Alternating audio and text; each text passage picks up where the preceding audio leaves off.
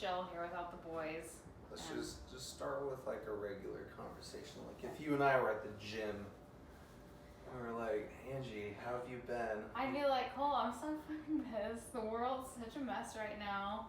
It is a mess. I'm exhausted from all the negative energy.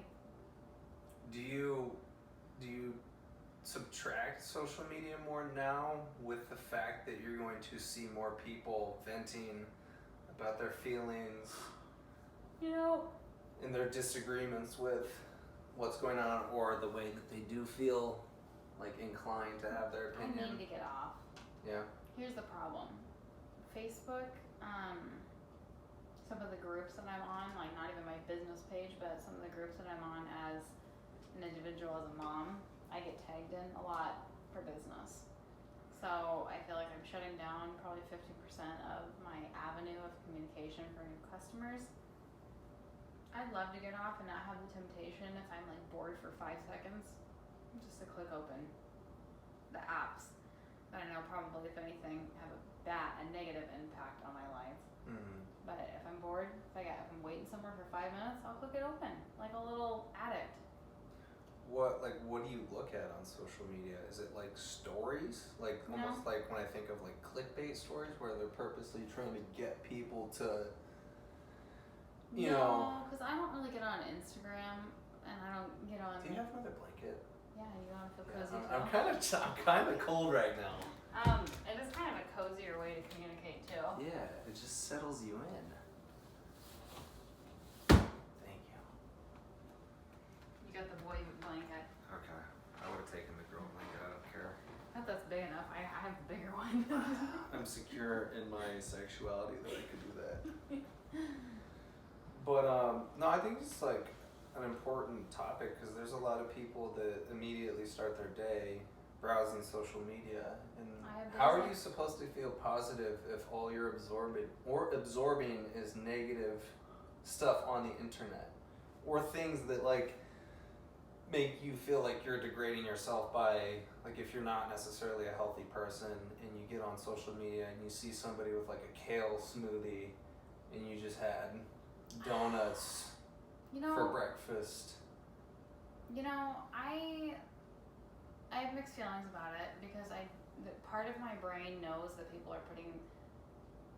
are either overshares and posting like negative memes, or whatever, or they're putting their best foot forward. They're putting their angles, their airbrush faces, their healthy meals, whereas maybe they actually grab a slice of Casey's pizza, or but you see that smoothie.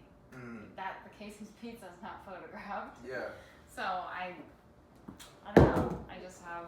Why would you, like, as a human, like, why would you want to capture your negative moments and then put them online? Because that's not attractive. No. So it's in a way, social media is like a false reality. Right. And I think that, well, for me at least, I don't know if you were this way, but growing up, like, I grew up with that thing. So I think that it shaped a lot of the ways that I viewed life.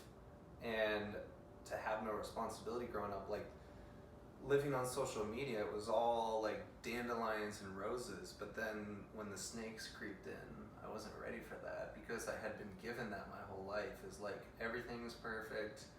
You don't gotta worry about anything. We'll take care of it for you. Like, that's kind of, maybe not so much our generation, but I think it started at our generation. And you see like the younger kids now, and they worry me. Like, this, It was very disturbing. Yeah. To see, I was like, was I ever like that as a teenager? Oh my gosh, this is scary. They seem more consumed with, oh my gosh, like these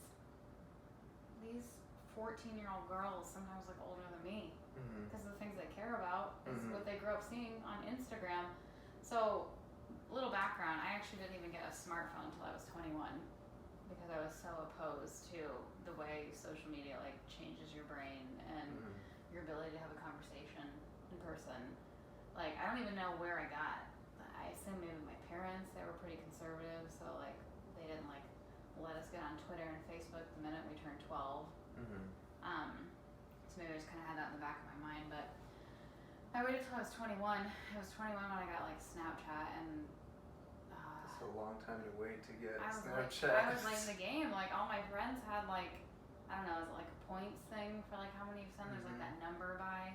They all had like 50,000 to like 100,000 because they've all been doing this for years. And then, yeah, I just was like kind of dug my heels in on that point. Like you see me doing other things, I just kind of get like that about random things. But I got the smartphone because I had my little flip phone, and they told me that it was going to be double the price to have my flip phone on a plan than to have a smartphone on the plan. So I feel like they were like almost trying.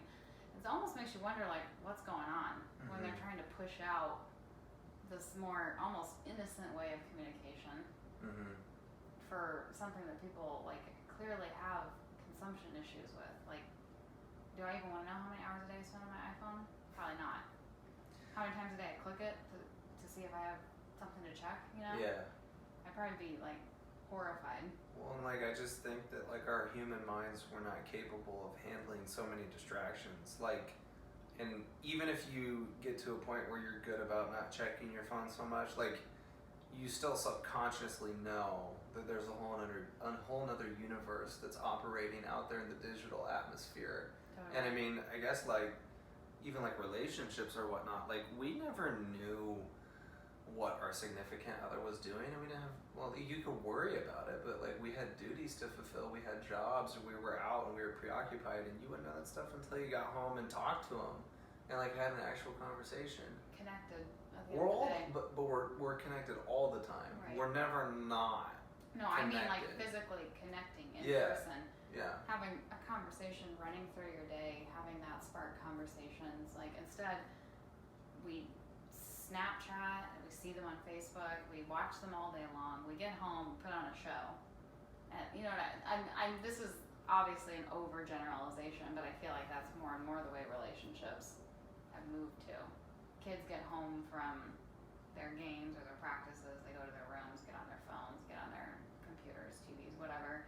Like it's just like it's separating us in the home for sure. Yeah. Well, and that like we've talked about this too, but I'm thinking of like porn too. Is like it destroys relationships as well. Like kind of along the same lines of social media is that it creates all these false expectations for like a relationship, and then social media does that too. Like people posting their glory moments, not it posting becomes a the, mask because yeah. Are you truly always 100% being authentic when you're posting something on social media? And I'm saying this about myself too. Yeah. That's not the case. That's not the case Right. for anybody. Right. It's a mask that you're trying to wear. And it's already hard enough to strip away that mask when you're around people. Like alcohol is such a great thing because everybody starts to take off their mask. So true. And do you know what? Okay, so growing up, I mean, I'm not that old, but kind of in the early years where you first discover like drinking or whatever, I would always come to parties 1 to 2 hours late because I was anxious enough that I didn't want to see people before everybody was like kind of in their laid back, you know. I didn't want to be there for those first awkward moments where people are like trying to figure out how they connect with these people. So I would always show up to events a couple hours late so I can come in when everything's comfortable, everybody's kind of settled in, enjoying the music, enjoying the company, maybe a little bit buzzed so they're a little lighthearted. So you're totally right about alcohol. Yeah, but don't you feel like though from you coming in a little bit later, like they had already kind of gotten comfortable with each other? Oh, now, yeah, now you're no. you're like the oddball coming in, like, hey everybody. No, because I'm not so socially awkward that if people. So I'm the kind of person where if I'm talking to someone who is like one of those people who like lets you fill the gaps in conversation, you know what I'm saying? I feel the pressure to do that.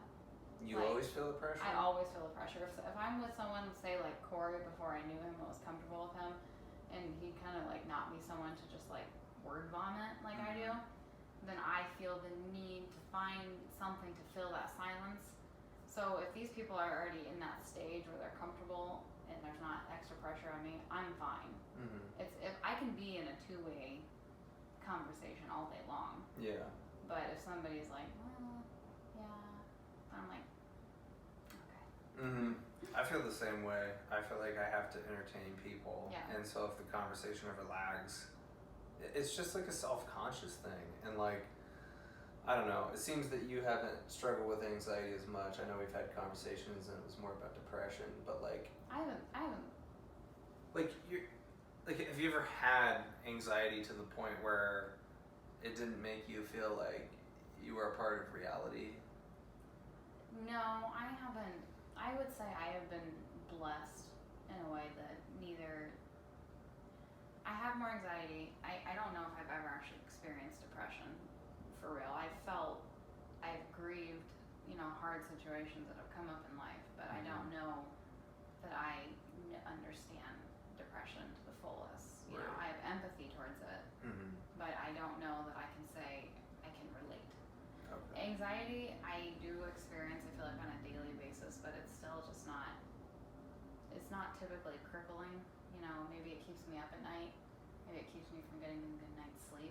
But, maybe I have to kind of amp myself up to go into the gym where I know I'm going to see a bunch of people I know.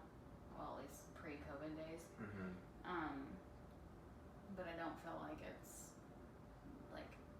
makes me stay home when I know all my friends are going to be together, that kind of thing. I know it can get to. Yeah, it definitely can. It can definitely get to a point where you start to isolate yourself from the things that you know are good for you. But I mean, even when you don't isolate yourself, it's still it's like a cattle prod. It just pokes at you in all these different weird ways throughout your day. And I mean, it's physically exhausting. And just talking about mental health is I feel like it should be such a much more important issue, because if your mental health isn't up to par, your physical health goes down the drain as well. I mean, that's how our body's connected. Our brain is tied to our gut. So if you have a shitty gut, your brain's gonna feel like shit, and it's all connected. It's not just, you can't just be well, you could be like a physical specimen, but you could look at yourself in the mirror and still not be satisfied. That's how important mental health is, and our government doesn't put as much emphasis on it as I think they should.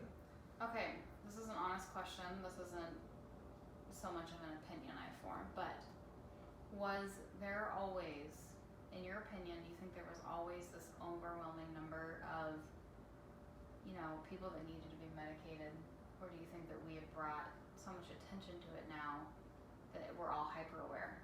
Genuine question. Like I said, I've been blessed to not struggle too much with this, so I'm genuinely curious. I've turned it over in my head. I've been is it because now we're hyper aware of all the mind things, or is it because it's always been there and people have always, why are we having more suicides than ever? You know what I'm saying? Yeah. Are we hyper aware that that's now an option? Well, there's a lot of different ways that you could look at that. Our civilization has gotten to a point where the wiring that we operate on humans is meant to detect threat. So our ancestors had to fend off saber-toothed tigers and things that were actually going to kill them. So we are at a baseline level, we're negative thinkers. We're always looking out for situations that could potentially harm us. And that's the crazy thing about anxiety is you and I are both getting anxious to do a podcast, but yet none of that is actually threatening to our health, but it's something that we perceive. I think that mental health was an issue, but it's also culturally, our parents didn't really talk about it, and that was a whole different culture where that stuff got pushed away. I think everybody at some point in their life, even if they haven't, if they don't have a mental disorder, they've dealt with a situation that it's like a chip in their armor where it came across and hurt their mental health for a while. But then also to add to that question, I don't, this is more of a theory, but I could see it being a possible case, is that we do evolve. We've evolved as humans, and so I think it's it's a very real possibility that we could have now just evolved to the point where we think more, because our ancestors were not. So now we're overthinkers. I'm not saying and the phones could play into it too. Because definitely, if you're an anxious person, you should probably stay away from your phone and all that constant distraction. I found out through meditation that you also had to get rid of the phone, and that's where you were able to find balance, because your brain, you can start doing meditation, but if you're looking at your phone for like 6 hours out of the day, you're not going to have an easy time getting into meditation because your brain is now conditioned to look for distractions all the time. Right. And you're processing a lot of information. Yeah, and so I think it could be the case that we've evolved to the point where we think all the time. But then it could also be just genetics, and that's what they're trying to figure out with like mental disorders. Is it nature versus nurture, or is it both? Is it your environment that you were brought up in, or is it genetics? It could be a little bit of both. Yeah, I mean, we've got poorer diets than ever. Yeah. You know, our food's all genetically modified. Our fruits and vegetables are covered in pesticides. Like, we're eating more. I mean, I guess I can't say more. I don't know. I feel like when my mom was growing up, they ate fruit and veggies from their garden because my grandparents were like big gardeners. They raised their cows there at their farm, and that's a lot of what they consumed. But it's like we have like this healthy eating fad now, but I still feel like we're eating more artificial food than ever, more box mixes. True. Pre-made this or that, and even when I'm eating healthy, I'm still eating, I don't know, like my eggs on a taco shell, which is a GMO little taco shell. Like, right. And that's things that people in our government don't want to address. Like, what are the long-term consequences? Like, every time that you have something that's genetically modified, is it taken off like a week that you could be alive? And so our body is capable of handling a bunch of garbage that we decide to put in it, but who knows if that's shortening our lifespan. Like, not only like these healthy lifestyles and these healthy diets are, like, you hear about that every week. There's a new diet that comes. Fasting. Why is fasting so important? There's actually science documented that helps longevity. Like, really? Because that's another issue of where we're at now is when in our evolution we couldn't eat all the time. We killed things and then we had to save that meat for long periods of time. They couldn't go to supermarkets and just get food whenever they wanted to. They couldn't have their every 3 hour snack like they encourage now. Yeah. Sometimes they couldn't eat. Sometimes there was no food and you had to starve. So we're living longer now, but we're dying of things like cancers, with dementia, you name it, whatever, all these little health diagnoses. So I like, it seems inconsistent to be like, oh, we're unhealthier now than ever, but we're also living longer now. So I guess I can see how maybe that would seem like they contradict themselves. Yeah. Well, and again, I think there's a lot of factors at stake. Like, we're so comfortable, we're so privileged as a society, and yet our brain still operates on these old ways that helped us get to where that's how we had to survive. Like, it's a great thing that we detect threat, because without that, we'd just be ignorant, and we would have gotten chomped by these, Whatever. Who knows if it was fucking big birds in the sky? Like, that's what they had to worry about. And so, to be an anxious person, it's like a lot of anxiety is all real possibilities, but it's just the possibilities that haven't happened yet. But our brain believes that. Yep. It attaches itself to all the worries, and that seems much more real than what's presently happening. Like, why can't we find that space more often where we don't care about all the bad things that happened in the past, what's happened to it, like pain and suffering. That's depression, right? Right. Looking back. Well, and I think even if you're not depressed, that still comes up a few times. You think about things that happened in the past that you're not so happy about. We can't, like pain and suffering is a real thing. It's not artificial. It's real in the human psyche that everybody feels pain and suffering at some point. But man, I don't know if it's in our evolutionary process that we can figure out how to not worry about things anymore. But we really we have our own struggles in life, but we don't have to worry about the basic necessities of being clothed having a house unless you're like homeless and you didn't have that advantage in life. People in our circles don't have to worry about those kinds of things. Right. We're all taken care of. Our basic needs are met. Although I've heard, I don't know if this is true, I feel like I heard this somewhere, that homeless people tend to have like an overall more happy approach to life because people in our position, with all that we have, we tend to want to have more, and they're just happy to whatever comes across their way in the day, like a simple conversation that might brighten up their day. Yeah, I don't know if that's true or not. It wouldn't surprise me. I know that in the early years of like, you know, when I first had my own place and stuff, like I remember I went to the grocery store with like 320s to get our groceries for the week. Mm-hmm. You know, and let's just go. We didn't have a television. We played some games. It was very simple, and I felt probably calmer then than ever. Mm-hmm. That was pre-iPhone days. Mm-hmm. We still talk to each other. Right. I just had my little family and went about my day. There wasn't an overwhelming amount of things going on. So it's like now, you know, I do well with my business, but every morning until about 9 o'clock, I'm anxious. Someone's going to call into work because they do. Or, you know, midday, I'm anxious. Someone's going to call me panicking about a problem from work because it's like while my business is doing well, now I've got so much more to worry about. So the more money I've made or success that I've hit, I have not become happier. The more stuff I have, the more responsibilities. More responsibility, more to go wrong. I just felt back then there wasn't anything to go wrong. Do you feel like your anxiety then pushes you to be better? Like it motivates you to get things done? Because that's like where I think everybody experiences anxiety, that it pushes you to, you know, like let's say you procrastinated on a paper that you needed for college and you're kind of anxious. Well, you better get that done. Mm-hmm. So you turn it in on the right time. Because you're saying that like you get that, but you don't feel stopped. Yeah, like there's a clamp on you and you can't move.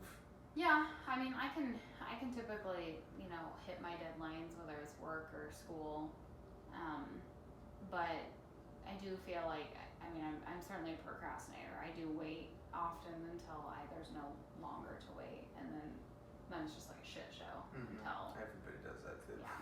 Some people are better about it. Like Jessie, you know, she's taken like 5 classes this summer, and she works 32 hours a week. Like, God. She just like she's That's got it all. suicide right there. Oh man, that's an achiever right there. I feel like maybe that's just in her DNA, but like I feel like the people that always strive to get straight A's got to be the most stressed.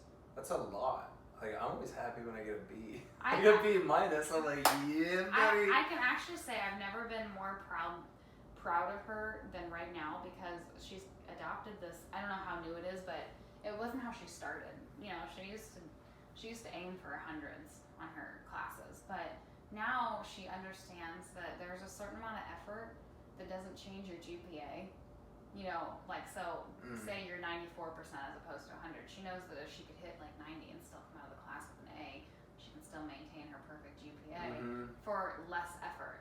Right. So I feel like that's almost her stepping away from that anxious mentality where she has to be, or perfection mentality where she has to be the best at everything. She like, here's what I'm going for. This is the least amount of effort I need to get there. I mean, she's a genius, and that's the way, you know, she's maximizing her time by not wasting time to get that extra 10% or whatever that she needs. Yeah.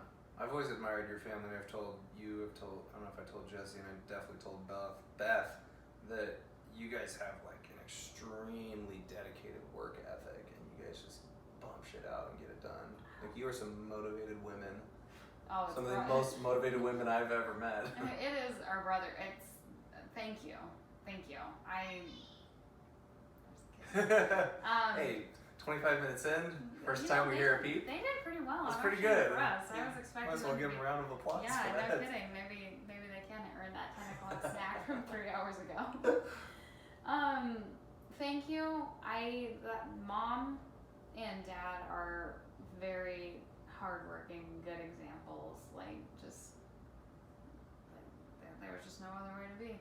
Plus, Mom, did you see Mom's garden when you went out to my parents' house, like way back when they lived out in the country? I don't remember it. I remember waking up the next morning and we just see these chickens strolling up in the backyard, coming up to the deck, and I'm like, dude, this is awesome. Yeah. It's like Hawaii all over again, isn't it? Yeah. So she has this 2-acre garden, literally 2 acres, and it was just our family that maintained it. So, like, there was no playtime until our work was done. That's just the way it's been since we were little. We were out in the garden from the time we were like probably 3-4-year-olds helping pull weeds, like probably pulling the plants too at that point, but. Probably also helped that like you had such a big family too. Like I feel like everyone had to pull their weight. Right. There was too much for one parent to just baby all of us. Right. Like they took great care of us, but we were helping with the meals, helping with the cleanup. We had a chore chart, you know, of our duties to achieve. No mom can really coddle her kids too much when she's got 6 of them. How does that work with having such a big family? Did you feel really close to all your siblings, or do you feel like each relationship with each sibling was individual and like it was separate for that? And that's the same thing with how they all relate to each other. Totally. Yeah. So there's a 5-year gap between Beth and I, and then obviously there's the 3 older kids, and then there's me, and then Jenny and Jesse. So it was kind of us younger girls were like almost like one set of siblings. You know, we didn't, because there's such an age gap, we didn't have a lot to do with the older siblings until we all became adults. What's the tree? It's Nick first. Chris, my brother. Chris. He's 31. Katie, Beth, 5 years. Me, Jenny, Jesse. Okay. It's so weird because I don't really know. I don't think I've really met Katie, and I've seen Jenny a few times. Yeah. And then Chris I've seen a few times. Here, probably. Yeah. Katie and Jenny, that's funny, because I just had someone say that to me the other day when I was off with my girlfriend. She was like, what's your family tree again? And she was like, okay, yeah, it's Jenny and Katie, and I don't feel like I've gotten to meet very much. Like, I've seen Jenny a few times, and her face actually comes up when I think of that, but Katie, I don't even think I had a conversation with Jenny, but like Katie it's drawing a blank to me. Chris has been around a few times. I saw him in the gym one time. He was in there with Jesse. And then you've had him here at some of your parties, and I've met his wife. So, but yeah, when I think of Katie, I just draw like a blank.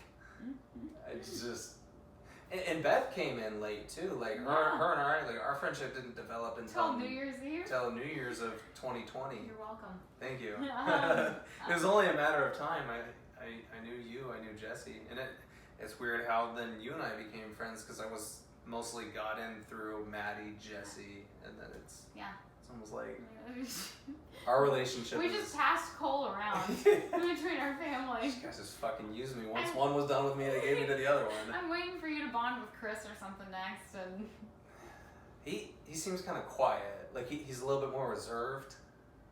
Like we just haven't really had any conversations, and I don't know if it's the age gap. I feel like he's more mature. Probably. Like than me, than you. Like he's like. And I think you're pretty mature, and I think Beth is pretty. I mean, I think a lot of. But Beth and I both still are like, we still, as much as we want to think we're like, you know, just so different, we still get mad about stupid things. You know, we still get fired up, and Chris would be like, you know, it's not a big deal. That's life. And we're like, come on, help me out here. Do you think? I mean, that's such a wise perspective, and that's kind of what gives me hope as I get older. Is like all the things that you worried about in your early 20s just kind of fall to the wayside. He said he was like that when he was young. He was really anxious. And he said he used to worry about things that wouldn't have a long-term impact on life, and he said just purely out of survival, he learned that to have the attitude of it is what it is, and in time from now, this isn't even going to be an issue. Was it a realization that he had, or was this growth through trial and error and the things that he dealt with? Trial and error. Yeah. He used to be a perfectionist with his grades. Now, you know, he's back. You know, I think work's putting him through like getting his next up degree or whatever. I'm not exactly sure what his situation is, but you know, he said passing grades. You know, he realizes that at the end of the day, stressing like about his A's like he did the first, you know, when he went to school as a younger guy. No impact later in life. Yeah. Having anxiety over things that aren't going to be a thing in 15 years is it's just a waste of his energy. Yeah. Waste of our energy. Well, and stress kills you. It just sucks that like everything in this life is stressful. Everything can cause anxiety. Everything kills you. Yeah, we're talking about our food. Yeah, pretty much. Cancer is just waiting around at every corner for you. You know, and like it's like you are more likely to get it in Iowa than some states, and I'm like, is this our farm? Is this our field? This stuff's being sprayed, you know? Yeah. To keep our vegetables from being eaten. Like, kind of makes you not want to live in a farm state in that way, but yeah, they're more wholesome in other ways. So. What's your like biggest fear of going out? Like, how do you not want to go out? Like when you're older.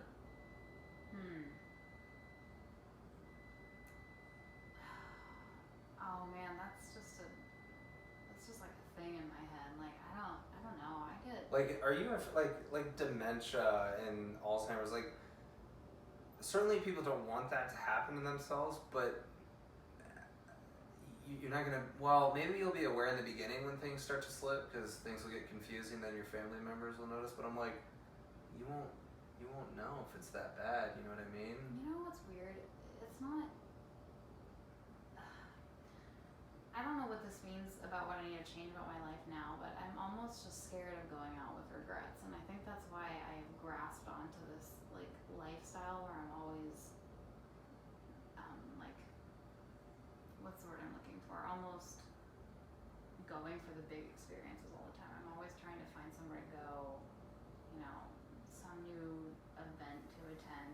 Like it's all, but it's like for a fear of looking back and regretting that I didn't live my life. It's almost like I'm doing it for the future, which is weird. I don't think that's really the reason to be achieving experiences, but I think I'm just scared of looking back and regretting that I lived my life. I don't know why. That's a real thing too. It's like once you get to that age where you're on your deathbed or the last 10 years of your life, that's when you really start to reflect. And I think that's what I don't like about what society has taught us is like, I was talking about this on my podcast yesterday with my friend Casey, is like, for let's just say for kids that end up going to college and they really are doing something that they don't like doing, but they stay with it because they feel like they're going to fall behind. They're going to fall behind in society. Take a semester off, reflect, do some internal work, see where you're at mentally. Ask yourself those questions as to like what you really want to do and accomplish, because you have, our time is finite on this earth for whatever it is and wherever we go after this. That's another fear. That's another fork in the talk about death is like, I think that if I had more of a grasp on what happened next, then the idea of regretting things and going too soon wouldn't scare me as much. Do you think why religion is so prominent and why a lot of people prescribe to it is because of that fact, is like they want to have some sort of security in their future of after they die? Like, I think it's kind of scary if you don't necessarily have that belief. That's why I find it scary, is because I almost wish I just was like, I know this is what happens after, because you could rest in peace that, like, I think losing someone so young made me really, really spend a lot of time thinking about what happens next, and just like, you want to believe that that person's somewhere, but also that almost feels in my head, in my anxious head, I'm like, am I just looking for a cop out, looking for somewhere to take comfort, like, oh, he's in heaven. So so that goes along with what you're saying, is it just the security of thinking what's next. So I've questioned that, having lost someone who was too young to go. I think people need that security to function in this life, but if you don't have that, then you have to find it in other ways. But like, even though like I'm not necessarily like the biggest religious person, I think we're all energy, and I think that energy is transferable, and if you made a connection in this reality, I think it'll travel with you to whatever is next. It's really, I feel like that's like, I'm not religious, but I tell people that I feel spiritual. Like the way, and that may just be like intuition and how much I feel. Like I feel a lot, and I feel like that's why it's so hard for me to process like breakups and hard things like that, because I feel it more than, I'm not saying that other people don't feel it as much, but I feel like some people just deal with it better and can understand the lesson like almost right away. Whereas like me, it's like I'm there for a long time Flip before. It over, turn it upside down. Like 50 different times. Do you think that people who are agnostic versus people who are, I know where I'm going with this. Okay, people who are agnostic versus people that are religious. You think the people who are agnostic struggle with anxiety more than the people who are religious? Because agnostics don't proclaim to any belief. They don't know. Atheists, at least, can die thinking they know.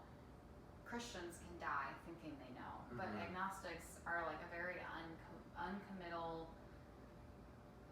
loose belief on what happens after life. So I'm just curious if you think that there could possibly be more anxiety around people like that than people who think they know what happens.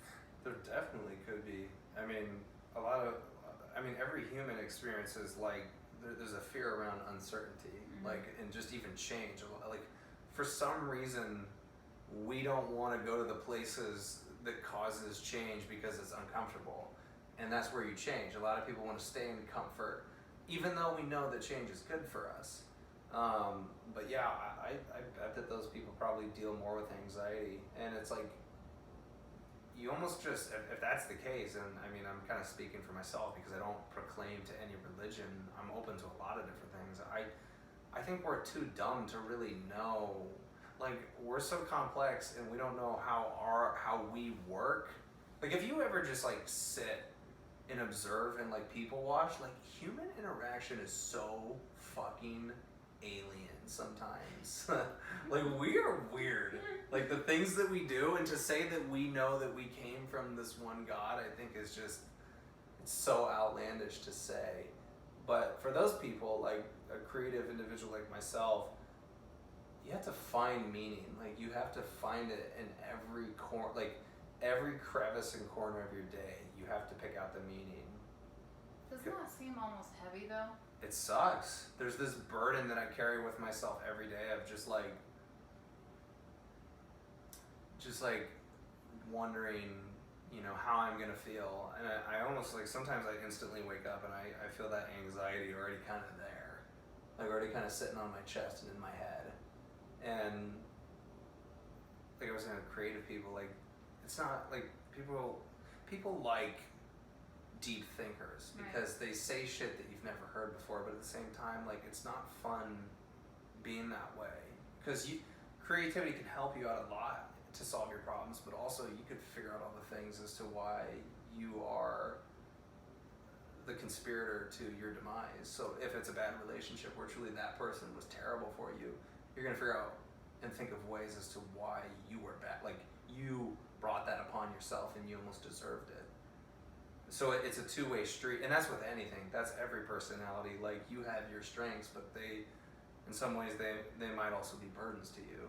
And when you're creative, it's not that I don't like small talk, but it's like I'm always in orbit with my thought. That I don't like small talk. If I don't have somebody that's there with me, it just seems like I'm wasting my time. I don't like small talk. I'd rather do what I'm doing and then be with my family than fake it anywhere else. Yeah. Like, that's why I almost was like, oh no, what are we gonna talk about? Like, because there's some very real things going on in the world right now. I doubt your cooking, and I shouldn't have done that. You shouldn't doubt the conversation that we would pull up on this podcast. Yeah, that's fair. That's fair. Because very much you are a deep thinker as well. I've had many of these conversations with you. We can't not have one. No. It's like harder not to. Well, and these are the types of things, especially for me, is that this is where I feel alive. It's almost like a philosophical conversation where, like, we have some things that we understand, but it's also like we're going to this destination where we don't really know where it's at. So along the way, we're picking up new like, we're discovering things. And then whatever lights me up, and I'm thinking, when you talk, I tell you, and the same thing with you, and it almost like forms new perceptions. Totally. Moving forward, like, I mean, when I have these talks, I feel like I get goosebumps because it's like, it's real. Oh, that's an honor. It's real. Okay, so when you say you dissect, like, what is the meaning for everything you do in the day? I know what you're saying, but also, so I feel like a lot of our generation has like wanted to turn their career into their passion and their passion into their career. And I have mixed feelings about that because I almost feel like you're setting yourself up to have frustration as you age because you are expecting, it's almost like finding your partner as your meaning, your why. It's just a terrible decision. So it's like, I feel like our generation wants their passion to be their career and their career to be their passion. So my thought on that, my 2 cents, and I don't do it perfectly because even owning my own business, it has gotten to the point where sometimes it's so overwhelming. I'm like, I want to go work for the man. I want to shut off at 5 o'clock and not have work calling me and crying in the middle. You know what I mean? Yeah. So I certainly don't think I have it figured out, but this is just me thinking out loud like we do.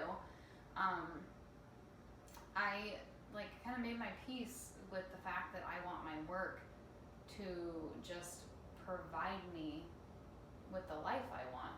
And I think when you have kids, well, maybe this isn't across the board but for me, I don't feel like I question like why I'm here or like what I need to make me happy. But I feel like my purpose is greater than me since I have little offspring to. Do you get what I'm saying? Yeah. Like my work is not my purpose for life. As long as it is paying my bills and allowing me to feel free, then, and like I said, I still stress about work at night. I need to rein it in a little bit. I haven't figured out the perfect formula, but I would say 2 years ago when maybe work wasn't booming like it was, but I was, not fearing money, and I felt like I was in control of my life. I was like, I haven't made. Like I haven't made my work. My job gives me the freedom to have the life I want outside of work, and I don't hate what I do. That's the crazy thing about life, though, is every time you get to that place of comfort, shit comes for you. I was like, no, bitch, you don't have it made. Yeah, I know.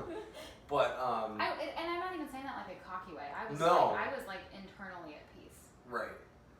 But going back to your point, I was thinking about you talking about kids. This is kind of like the difference among men and women. Is I think that, not to say that there are some women that put off having kids because they end up chasing careers that give them more of a fulfillment than having a family. But generally speaking, women you guys bear children. That is like a huge purpose across the board for all women.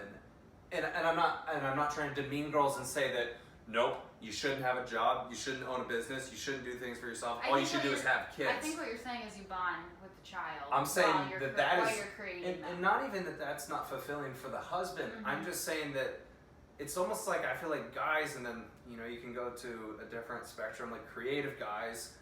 It's like you have to find so much more like fulfillment and like, so I really like speaking to people. So not only would I like my podcast to grow and at some point hopefully provide income, I do this because I love it. Right. And I try and bring on people that I want to get to know new people, but I also bring on people that I have established that connection with because this feels genuine to me. Like this is a conversation that we'd have. I actually didn't even know you were rolling till like a ways, and I thought we were just talking. Oh. And I looked over and I saw we were rolling, and I was like, oh, Yeah, okay, yeah. it's going. Yeah, exactly. I'm pretty sure it was like, hollering at a kid or Right. getting comfy. Could have easily gotten distracted by Yeah. the kids. But I think in a general sense, it's like guys kind of have to find, like, I didn't have a lot of responsibility growing up, and I was never really shown that by my parents, and so it was like even doubled down harder. Is like, well, first you got to create the responsibility to get those things done, but then you have to find things that provide meaning in your life, and kids can certainly do that. I think they're a huge meaning to life, but it's not it. I get what you're saying. And probably even for a mom too. You see me. I take off all the time to go experience travel or whatever. I mean, if I was gonna say like, if I was going to indulge in my creative side, I would be finding a way to make money by traveling. You know what I'm saying? Mm-hmm. But I would be making money by anywhere from hiking to, I hate social media, so it wouldn't be anything like that. But I have a creative side. I just appreciate, but back to the work being my passion, I appreciate just having a job that allows me the freedom to indulge in my creative side. It doesn't mean that my work is my creativity necessarily. I mean, there is a little, if this takes off for you, there's creativity in being an entrepreneur too. It's just not. It's very liberating to not, I mean, you probably feel the same way with your own business. Yeah. Even though sometimes it's easier to just handle that over to another person and work for them. Right. When you run your own ship, I mean, you're in charge, so it's really up to you to get those things done. And I think you'd probably be actually more happy in the product that you produced. Yeah.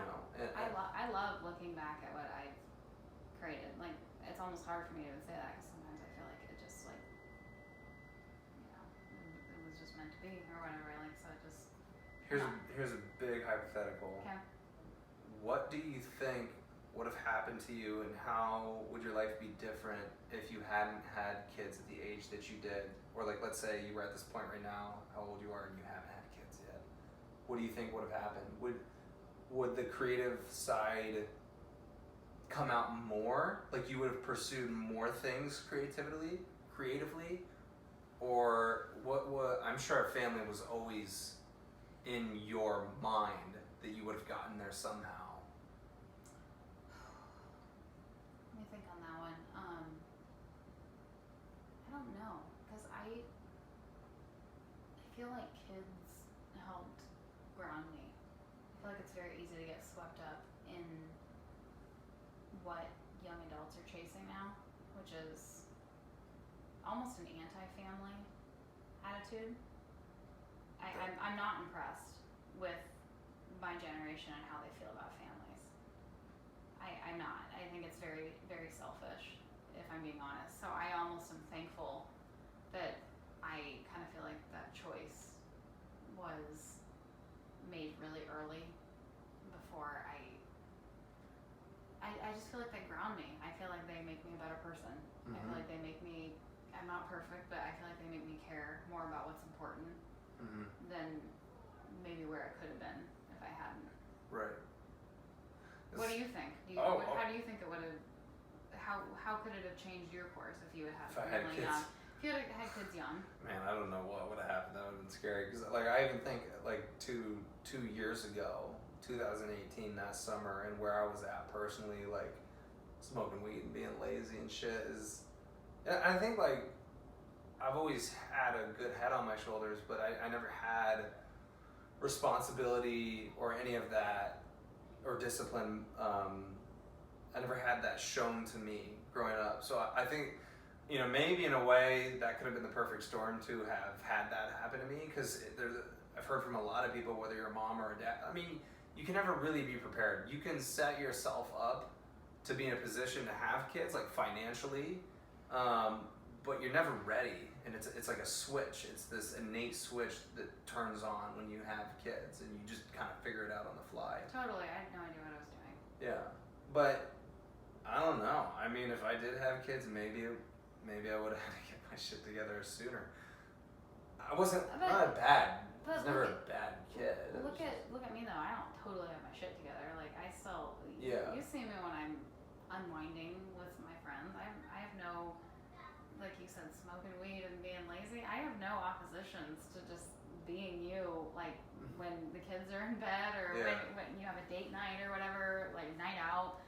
Like I don't think that it's like necessarily like this little slave. You're not a slave to them. I feel like they add to my life. Yeah. You know what I'm saying? Like I don't feel like it takes away the light things and the fun things. I feel like they just add a different, deeper meaning to my life. Yeah.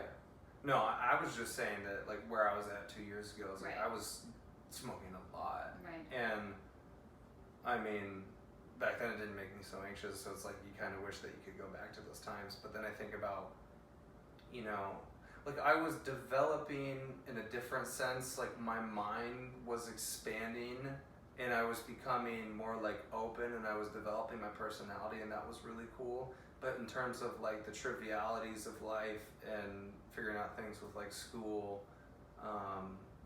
or like the importance of relationships, I wasn't thinking about that so much. And I think that it's easy to get lost inside of that. And then, like I was saying earlier with social media, is like I kind of lived in a fantasy world, and partly why I'm always so stuck in my head is like, dude, I just dreamed a lot. Like, dreaming in my head became my reality, if that makes sense. Like, I had different versions of what I was experiencing than the other person was, which that's how it is with everybody. Like, we all have different perceptions and different ways that we think about life. But I would almost let those things carry me away from what was actually happening. Right. And I think that now, like I was asking you earlier about how do you like wind down and just be. It's like I think kids would be the perfect way to tell you to do that more because they're always present. Right. I mean, your kids are in there right now building a damn fort, using their creativity. Mm-hmm. That's what it was as a kid. Is like they're not thinking Aren't you about. worried for this generation? I'm very worried. I'm very worried, and I say that to say that I'm worried about I've always said I'm worried about where my generation was They at. just get worse and worse, though. But I do think that even if our generations, you started later on the phone, I still think that our generations, we're like conscious of the issue, and we're willing to admit that it's a problem. But it doesn't make it harder to get away from the phone. Right. It doesn't make it hard because that's Now we just have guilt. Yeah. Because we're like, oh damn it, like, I hate this thing that I love so much. Yeah, exactly. Yeah. Yeah. At least 15 years down the road, they're gonna be like, this is normal. Uh-huh. This is all anyone ever does. This is what my parents did while I was around them all the time. Watched TV, hung out on my phone. Mm-hmm. So this is normal. And it's so crazy because our parents didn't have phones growing up, but yeah, now these kids, they see their parents like doing people these, my age having kids. That's how they act. yeah, because they've gotten comfortable, and this is what life is, and the progression of, the development of technology. Like, I think of like we're talking about trying to break these habits and not do them anymore. Same thing with porn. Like, dude, I got introduced to porn when I was like a young adolescent, and that is 13. fantasy land. I still do it, and it's like I just had kind of a thought this last week. I was like, why am I still doing it? It's like the phone. I'm 23, and then I watched like a bunch of videos on YouTube about how it can change your life. It's not about I should quit porn. It's about what type of man could I be 10 years from now if I quit this thing, and if I don't quit it, where could I go by continuing to use this? Because it's not just porn. There's so many things outside of it, like the unrealistic expectations that you have in relationships, mm-hmm. or the kids now, their idea of sex is so fucking screwed up. Even mine was. It damages your emotions. You don't feel connection to people as much because this is where you get it. So sex doesn't feel like that to you when you actually try and engage in it and have a real relationship with somebody. Mm-hmm. It creates an addiction. There's that guy, Ted Bundy, who was like a serial killer. Yeah. He started with porn, and it became this addiction every day.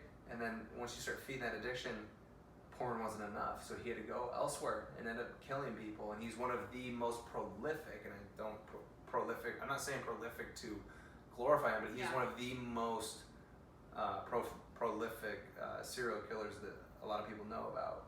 So it's a deeper question than...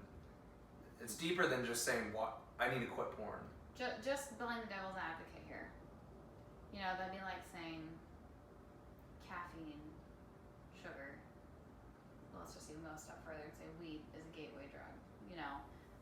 I do think that it's harmful to the brain. I think there's been studies done to show how it harms the brain, just like these substances. But I don't know that one necessarily has to lead to the other. I don't believe that if you don't reject it now, you will not be. I don't think you'll be a serial killer in 10 years. That's what I'm getting at. I'm saying I don't think it's like, just like if you smoke weed, I don't think that you're all of a sudden going to be doing heroin and meth.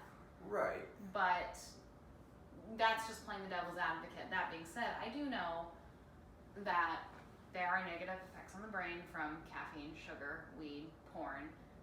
All these things where you're just dipping your toes into something that's not healthy for you.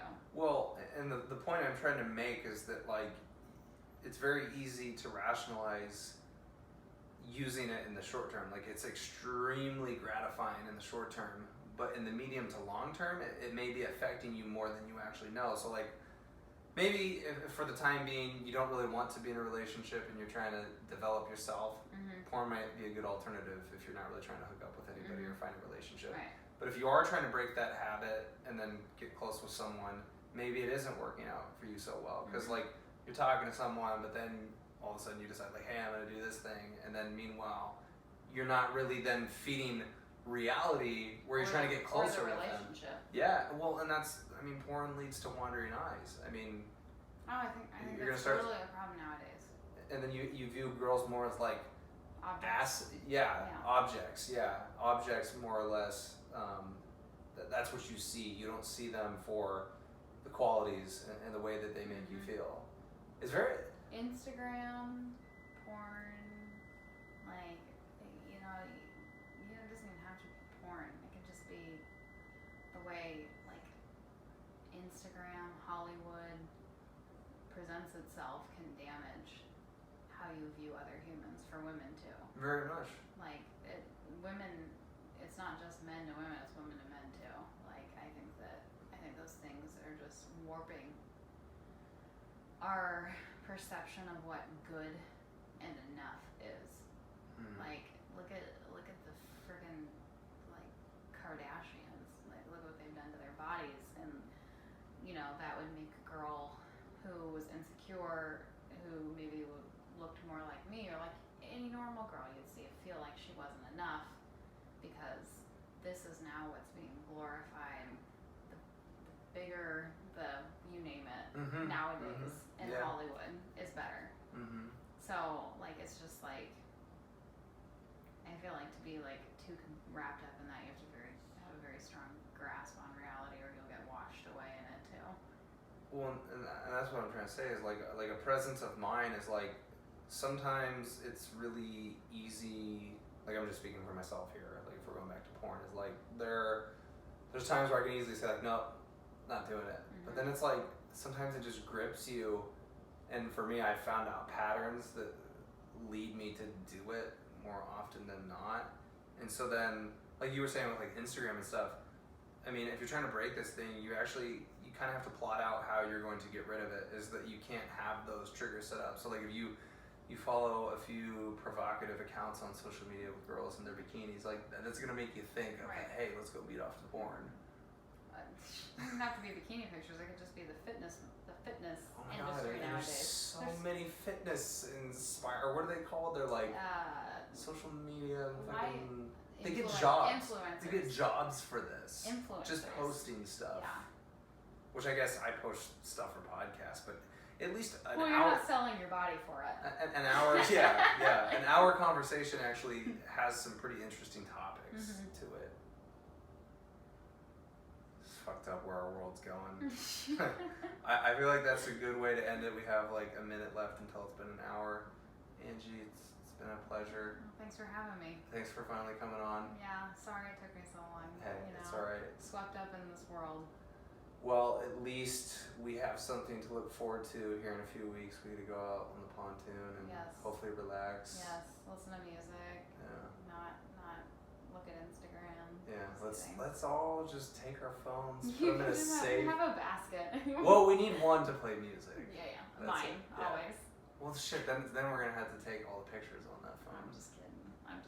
I don't think people are gonna be paying attention to their phones. There'll be too much good company around. I think we've all been deprived of that, and also like, it is our friend group that most of these people that are going have been around each other many times, and that's something that, again, kind of getting us away from this artificial conversations that we have over social media, over the phone. Like, those are the best moments in life, is when you're around your friends and just get back to people basics. You love, people you connect with. Yeah. Yes, I obviously agree with you. I feel like I live to be a hostess. You're a good hostess. you treat your guests very well. Thank you. All right, Angie. All right. Thank you. Thank you. Thanks, bro. Bro. Brah.